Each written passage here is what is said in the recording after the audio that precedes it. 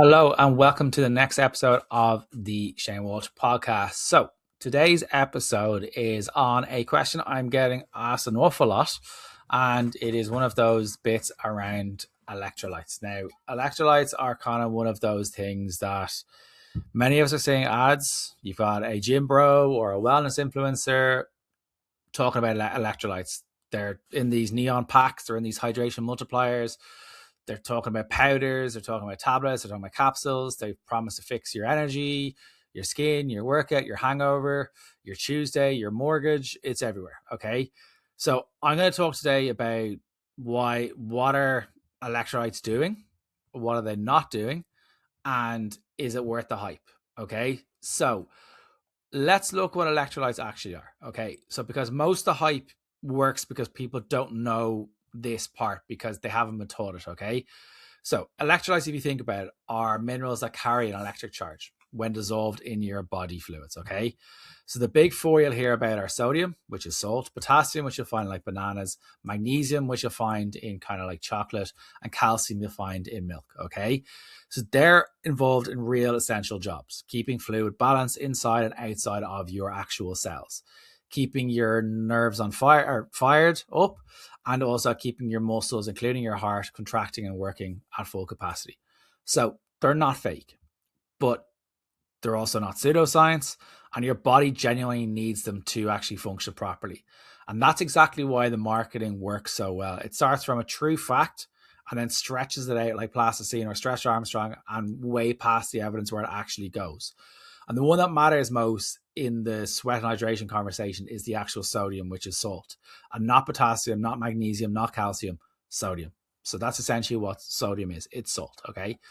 So what the actual studies are actually showing, and this is where I break into my inner nerd, and this is where it gets really interesting because the research paints over a much narrower picture than the marketing does. So first, sodium is by far the main electrolyte your body loses through sweat. Okay.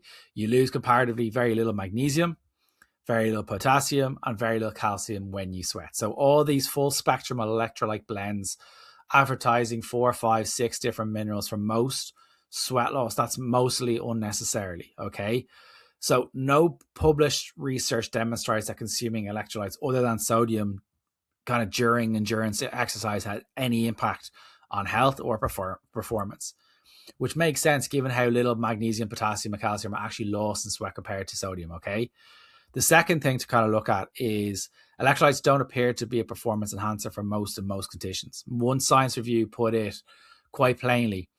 Research indicates that electrolytes help maintain hydration, but they don't actually directly boost performance. Okay. So they might help with hydration and quenching that thirst, but they actually don't actually make you perform as a better athlete or a better person in the gym.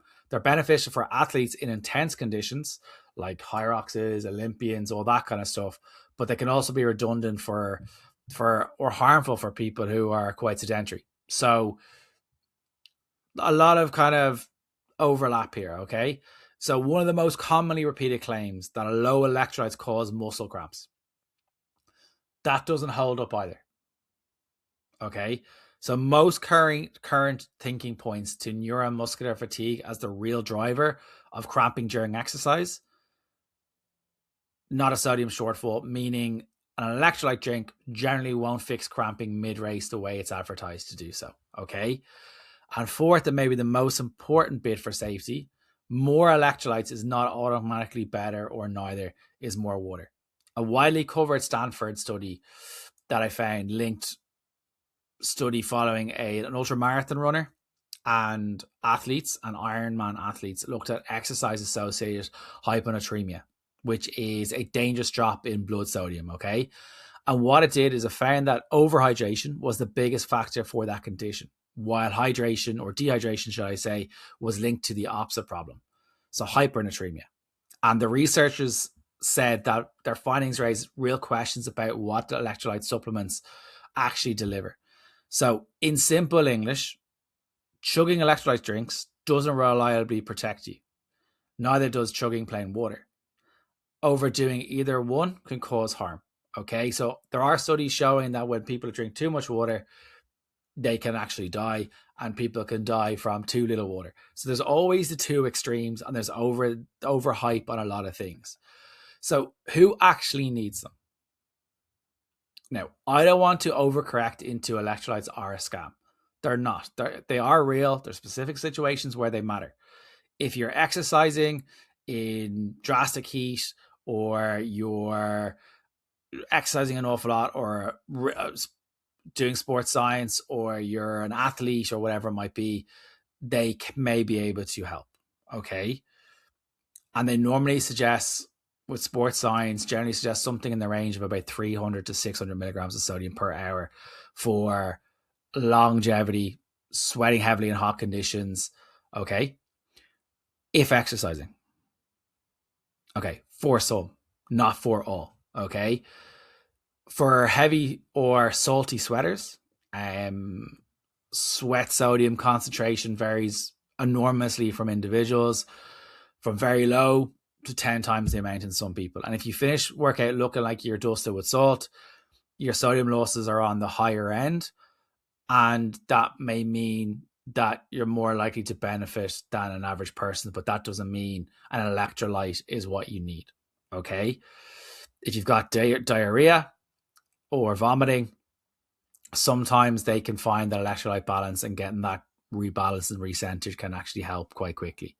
Manual laborers, construction workers, factory workers, all that kind of stuff, sometimes that can be seen to be helped for some, but everyone's different.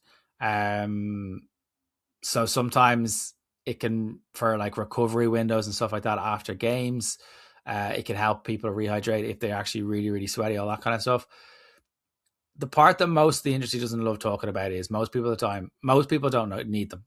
They're literally overhyped. They're overexpensive. If your workout is, if you're training 2-3 times a week and you're kind of going for a walk or a light jog or an easy gym session, water's enough. Okay. Full stop. You'll be able to get majority of your sodium, potassium, magnesium, and calcium through your most Western diets. Okay. If you're sedentary or moderately active, needing electrolyte, you won't do anything. Won't do anything for you. You're just adding more sodium that you don't need. If you have high blood pressure or a cardiovascular condition, that extra sodium load isn't going to kind of aid you. It's something worth being actually cautious about more than anything. And sometimes it's even worth flagging with your doctor. And there's also a quieter cost. A lot of these kind of products are going to be expensive, and that's the cost of it as well. So the honest truth, the unglamorous truth is, for most people, you don't need it. If you're sitting at a desk all day, walking the dog, the electrolyte package or whatever it might be isn't doing much for you. It's mostly just flavored water marked, mostly just flavored water or flavored marketed salt water, basically what it is. So electrolytes are real. They're important for the right person, the right situation. They can help people, endurance athletes, heavy sweaters in some cases, people working long hours in the heat in some cases, dealing with a stomach bug, diarrhea, all that kind of stuff. But for probably 95% of us, the rest of us, most workouts, most days, water, food are already doing the job. The industry is trying to solve a problem that really isn't there. It's making it sound like it's a basic physiology issue and make it sound like a problem that's actually not there. So next time you're standing there or someone's talking to you about electrolyte, your water will do for most people. So hopefully that has helped. If you have any queries or questions on it at all, do let us know. And thank you so much for listening to the episode. If you have any other queries or questions on anything podcast, nutrition wise, or anything like that, let us know. So thank you so much for listening today.